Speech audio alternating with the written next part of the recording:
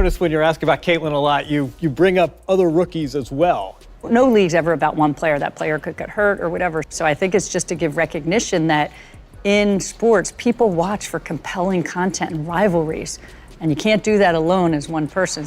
This isn't just another sports story, okay? This is a genuine warning shot about how pure arrogance, seriously short-sighted leadership, and one absolutely unforgivable mistake can completely tank an entire empire before it even had the chance to truly rise and shine.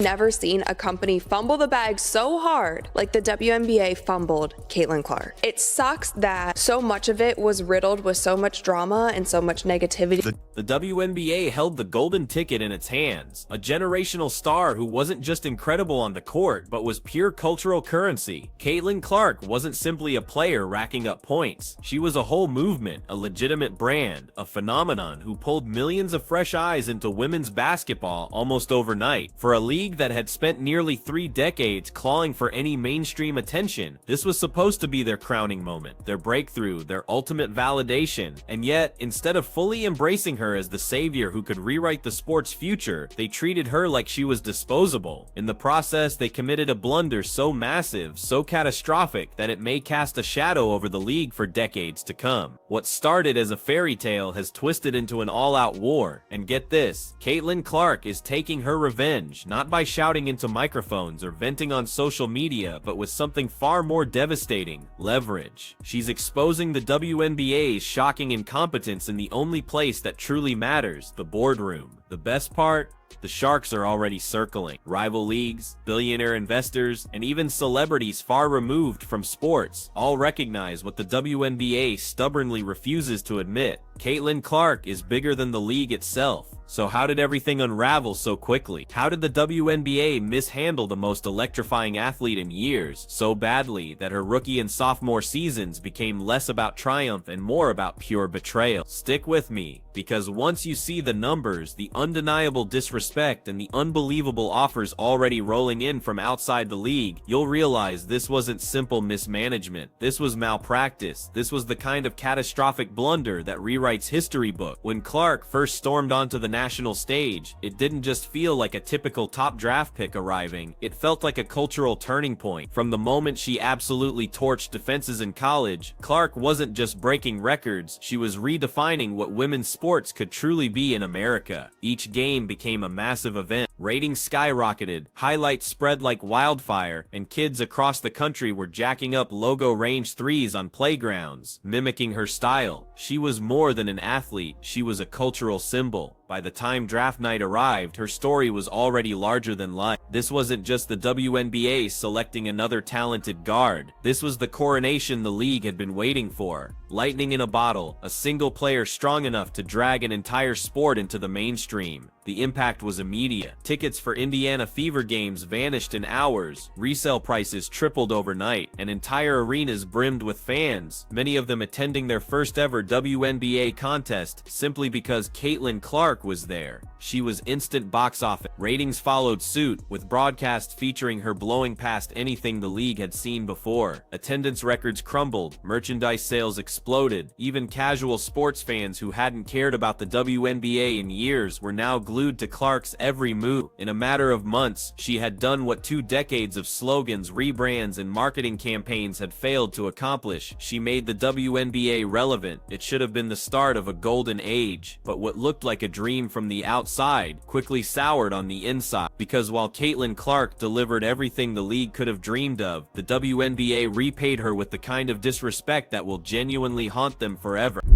Here in the W, we pride ourselves on having a super welcoming, don't get stoned, calm, low-stakes environment. Boston will hoist. She hit it! Where communication is highly valued. Well, it's getting chippy. Collaboration is always encouraged. Oh, what a pick! We are devoted to working extra hard. We've been delivering astounding results since 1997. Back to back. Because this is a place where basketball matters. Beautiful pass and a good catch and finish. Big time! And if you love Oh, Enrique! real Thomas with the spin move. Unforgettable finish! welcome to the W. Now let's talk numbers, because they make the betrayal unbelievably obvious. Her Indiana Fever didn't just improve attendance, they absolutely obliterated history. By the end of the season, the Fever had drawn over 200,000 fans through the turnstiles. That's not just impressive, it's a league-altering number, higher than any other team had ever managed. Think about that. 200,000 butts in seats. That's not growth, my friends. That's a full-blown revolution, and it didn't stop there. National broadcast viewership surged by 21%. Think about that for a second. For a league that had begged for attention for decades, this wasn't incremental progress, it was survival. Clark was a walking economic engine. Every time she laced up, arenas swelled, merchandise flew off shelves, and television numbers soared. She wasn't just an athlete, she was the literal heartbeat of the entire league. And all this came from a rookie, barely scratching the surface of her prime. Now stop for a second and really think about how long the WNBA has been searching for this exact moment. For nearly 30 years, they tried every trick in the book, slogans, rebrands, partnerships. None of it truly worked. Then Caitlin Clark arrived, and suddenly the impossible became reality. She was the difference between a league fighting for oxygen and a league finally thriving. She was the goose laying golden eggs every single night. And yet, instead of treating her as the treasure she was, the league decided to insult her in the worst way possible on her paycheck.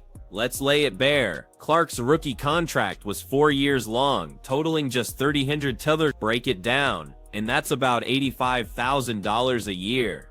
Seriously? $85,000? That's less than some middle managers make at a tech startup, less than many assistant coaches in men's basketball pocket. And it's supposed to be the salary for the one woman literally keeping the league afloat. It was an insult written in black and white. Now compare it to the NBA. A #1 overall draft pick across the hall signs a rookie deal worth around $55 million over 4 years. That's not a typo, folks. $55 million versus $300. That's not just a gap, it's a canyon. Clark wasn't being underpaid, she was being devalued. Do the math, and she made 62 times less than her male counterpart. Not 10% less, not half as much. 62 times less. That isn't just a wage gap, it's a declaration. It told the world, we don't value her. And once that disrespect went public, the ripple effect was absolutely brutal. Because when a league devalues its own star, it signals something far worse. It tells opponents, she's fair game, she isn't special, she isn't protected, she's just another rookie. And that's when the disrespect leapt off the contract page and right onto the court. They try so long to get respect for women's basketball, and then they treat it like a junior high school girl's locker room. Junior high school girl antics on the court. Instead of playing the game, they gotta be drama because they're jealous. Instead of letting their skills speak for themselves, they gotta be drama because they're jealous. Almost immediately, Caitlin Clark became an absolute target. Opponents saw the tiny paycheck, the glaring lack of protection, the clear message from the league office, and they pounced. Game after game, she was mauled. We're talking hard hip checks, shoves while airborne. Sneaky off-ball hits meant not to defend, but to wear her down. These weren't just fouls, you guys. They were calculated cheap shots. They weren't playing basketball. They were testing how much abuse she could possibly survive. And what did the referees do? Nothing. They swallowed their whistles like they were allergic to them. The WNBA office looked the other way. They had no problem selling out arenas with her name on the marquee. They loved plastering her face across every promo. But when it came time to protect the very investment saving their league, they just shrugged. We have heard nothing from the WNBA, absolutely nothing. Brittany Griner elbowing Caitlin Clark in a crazy way and then calling her a trash white girl. And Brittany Griner has not commented, which I find significant. I've watched that video countless times, and it sure looks like Brittany Griner says Then came the boiling point. During an ugly incident that fans still haven't forgotten, cameras appeared to catch Brittany Griner directing an untoward remark at Clark during a game, a phrase many heard as white girl. The clip spread like wildfire. Lip readers weighed in. Fans were absolutely furious, and yet the league did nothing. No investigation, no suspension, not even a fine. The message couldn't have been clearer. Caitlin Clark was completely on her own, and that message was dangerous. Sometimes, when refs refuse to protect, when the league refuses to punish, every opponent feels emboldened, every shove goes harder, every foul gets dirtier. The WNBA sent its brightest star into battle without armor, and everyone knew it.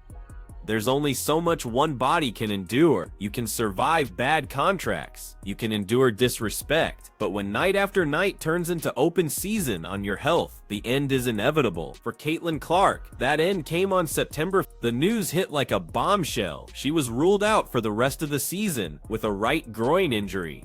Headlines tried to frame it as unfortunate, bad luck, a tragic twist of fate, but let's not sugarcoat it here. This wasn't random chance. This wasn't bad luck. This was the bill coming due. This was months of negligence finally cashing in. The WNBA's failure to protect Caitlin Clark had just cost them everything. Higher television ratings, higher attendance figures. Ladies and gentlemen, that doesn't come courtesy of a league. It comes courtesy of the players that play in the league. And in her case, she was the most popular, which means she could have helped your bottom line, which means you should have seen that from day one and maximized it. But you didn't do it. Think back to what Caitlin Clark endured in her first 2 seasons. The hip checks delivered with extra intent, the sharp elbows in traffic, the hard shoves when she was already in the air, and the subtle but dangerous off-ball shots to her ribs and hips. Every single game, the punishment piled up, and every single game, the referees looked the other way while league executives hid behind silence. Her body finally broke, not because she was fragile, and not because she couldn't handle the competition, but because the very system built to protect her never actually did its job. This injury wasn't bad luck, it was the inevitable result of pure negligence. And in that moment, the WNBA didn't just lose its brightest star, they revealed to the world that they were simply incapable of protecting the one person who had saved them from irrelevance. But here's where the story pivots, and trust me, it gets wild. As Clark sat sidelined, rehabbing from pain the league allowed to pile up, others were watching. Rival leagues, savvy investors, billionaire entrepreneur. They saw the WNBA's golden goose battered and limping, left unprotected by the very institution that had cashed her name on every ticket and jersey. And unlike the WNBA, these outsiders truly understood her worth. They weren't vultures, they were visionary. And as soon as Caitlin Clark went down, the real power players began circling. They weren't waiting to scavenge, they were preparing to offer her something the WNBA never would respect: protection and money that actually matched her undeniable value. Ironically, what looked like her lowest point became the spark for her greatest leverage. The WNBA thought it had Clark boxed in. They genuinely believed that rookie contract bound her, trapped her in a system that could underpay her, exploit her, and still force her to smile, lace up, and keep carrying the entire league on her shoulders. What they didn't realize was that the injury changed everything. It didn't weaken her, it exposed them.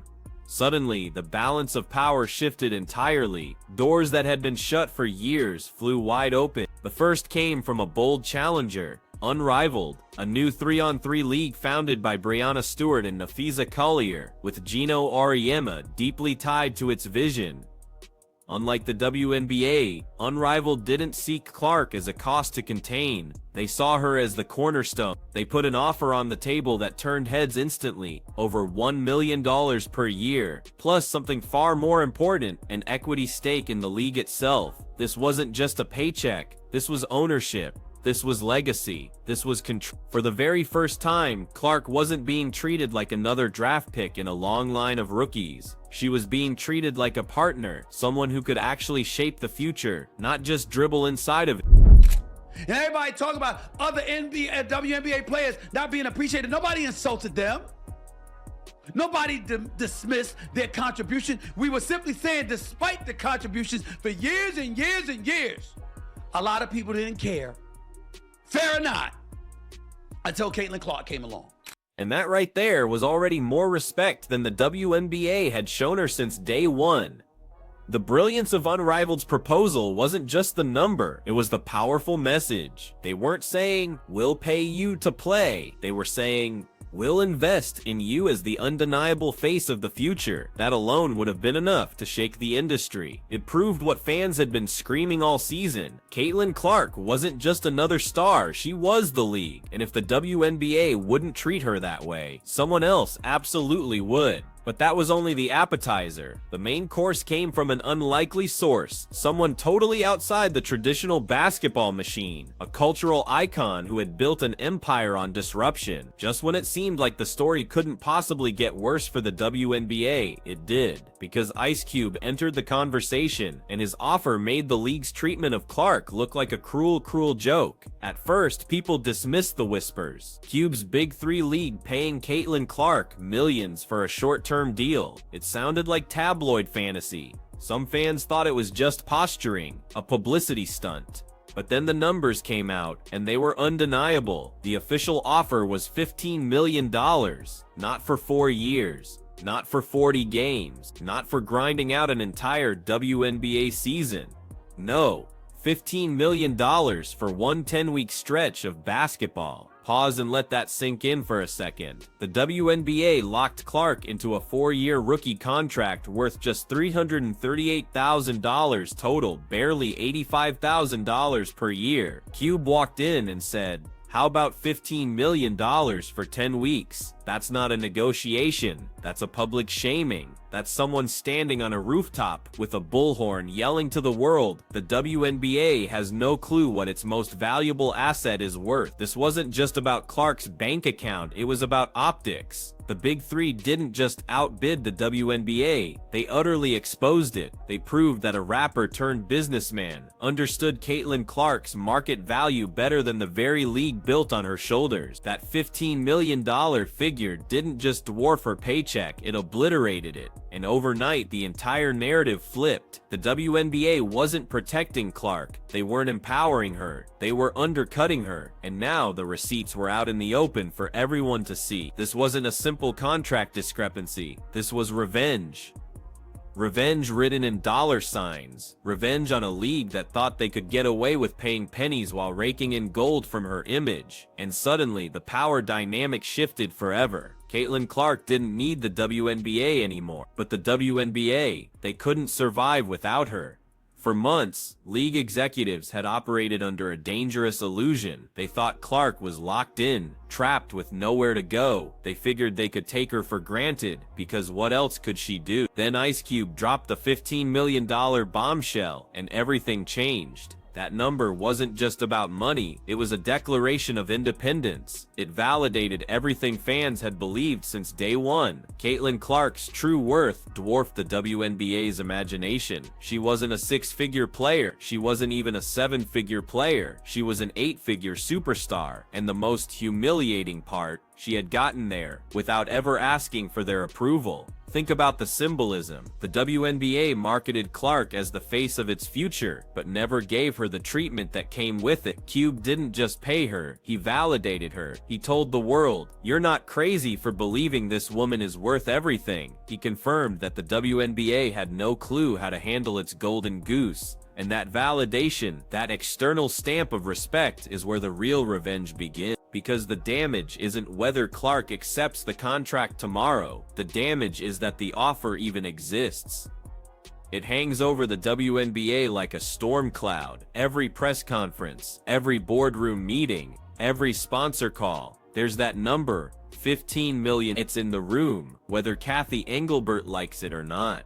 And with that single move, Caitlin Clark gained something no WNBA player had ever truly held before: leverage. Leverage to demand protection. Leverage to demand real respect. Leverage to negotiate not just her salary, but her role in shaping the entire future of women's basketball. And that's the league's nightmare. Because once a player realizes she doesn't need the institution anymore, the institution loses all control. The WNBA can't put Caitlin Clark back in the box. Not after Q broadcasted her true worth through a megaphone. The league thought it owned Caitlin Clark. The truth, She now owns the future of the sport. This was never just about basketball. It was about vision, about respect, about a league that held the keys to its own salvation and somehow dropped them straight into the sewer.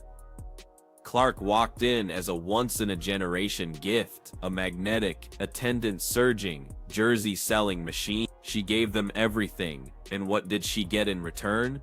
A rookie deal that insulted her. Silence as refs swallowed whistles. Indifference when opponents turned games into free-for-all wrestling matches. And absolute nothing when ugly racial slurs echoed across the court. They didn't just undervalue her, they betrayed her. Now comes the price. Caitlin Clark's revenge isn't about throwing shade in interviews. It isn't about cryptic tweets. It isn't even about dominating the stat sheet. Her revenge is leverage. It's rival leagues lining up with offers of millions, ownership stakes, and the one thing the WNBA never gave her: respect.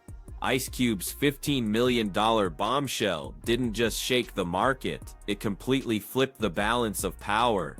The WNBA thought Clark needed them. The truth is, they needed her. And now, for the first time, a single player controls the fate of an entire league. So the question is simple: when her contract ends, does Caitlin Clark stay loyal to the institution that disrespected her? Or does she walk away, taking her millions of fans, her economic clout, and her cultural weight somewhere else? The WNBA had its chance. They had their savior. They had the golden moment every struggling league dreams about, and they absolutely fumbled it. Caitlin Clark doesn't need the WNBA to cement her legacy, but the WNBA, they may have just lost their future. Let us know down in the comments below if you think Caitlin should leave the WNBA. Like, subscribe, and turn on all notifications so you never miss out on our content. We'll see you in the next one.